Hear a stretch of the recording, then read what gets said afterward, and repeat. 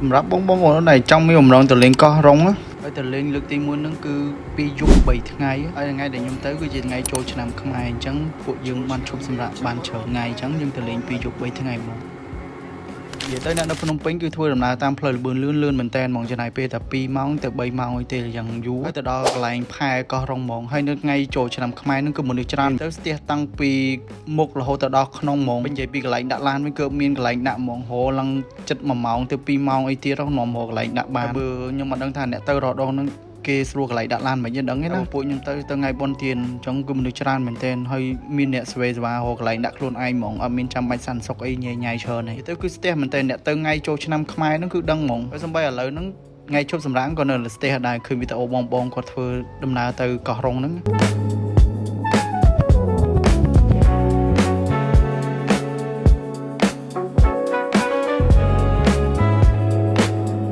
ឡានមកតាំងហើយត្រូវនៅចាំទូកទៀតត្រូវរើអីវ៉ាន់ដាក់លើទូកទៀតនិយាយទៅញ៉ៃមែនតែនហ្មងពេលទៅហ្នឹងអញ្ចឹងរកខមមិនបងអីកុំទៅថ្ងៃចូលឆ្នាំឬក៏ថ្ងៃបុណ្យទានអីគេមនុស្សច្រើនមែនតែនអញ្ចឹងបងទៅអីទៅថ្ងៃធម្មតាក៏បានហើយរយៈពេលជិះទូកហ្នឹងគឺ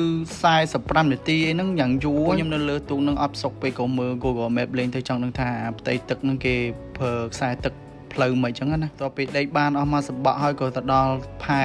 ឡុងសិតហ្មងហើយទៅដល់ហ្នឹងគឺញ៉ៃដែរដោយសារអីយើងអត់ដែរទៅយើងស្មានដល់ផែគេហើយសូម្បីតែទៅដល់កន្លែងឆ្នេរកោះតូចហ្នឹងក៏ពិបាកដែរថាអ្នកចុះហ្នឹងគេលើកអីវ៉ាន់បោះទៅបោះមកដឹងថាអីវ៉ាន់ណាគេអ្នកយកចេះតែយកអ្នកអត់យកក៏អត់ដឹងថាអីវ៉ាន់ណានេះច្រឡូកច្រឡំពេញហ្នឹងមកបើយើងអត់ឈរមើលអញ្ចឹងតែមើលតែវីដេអូហ្នឹងក៏វល់ដែរពីរើអីវ៉ាន់ចេញពីផែឡុងសិតហើយបានយើងទៅកោះទូចហ្មងអញ្ចឹង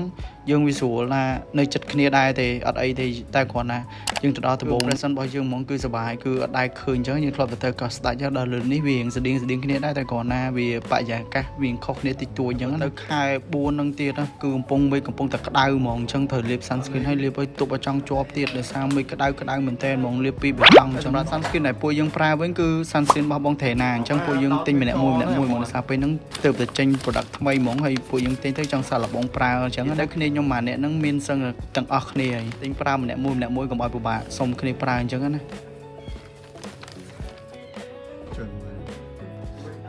ទៅពេលលាប sunscreen មុខលាប sunscreen ដងខ្លួនអីហើយក៏ធ្វើដំណើរចេញទៅតាមឆ្នេរមួយដោយសារយើងទៅកុំពេលអញ្ចឹងណាយើងដើរបានយូរហើយយើងដើរបានគ្រប់កន្លែងទៀតដោយសារទីតាំងនៅហ្នឹងកោះរុងធំជាងកោះស្ដេចរៀបចំស្ទួយទៅក៏ស្ទួយត្រីទៅអ្នករៀបចំដើរលេងដើរអីថតរូបថតអីក៏រៀបរឹកតាមហ្នឹងទៅហើយទៅដល់ឆ្នេរដំបងហ្មងគឺទឹកឃើញថ្លាមែនតើបងដែលទៅហ្នឹងគឺធានាហ្មងខ្ញុំឲ្យ red 10 មកស្រុកខ្មែរគឺស្អាតខ្លាំងហ្មងខ្ញុំមិនថាយើងអត់ទាន់ដើរទៅដល់កន្លែងណាយើងអត់ដឹងថានៅកន្លែងហ្នឹងស្អាតមិនយើងណាទឹកថ្លាដូចកញ្ចក់អញ្ចឹង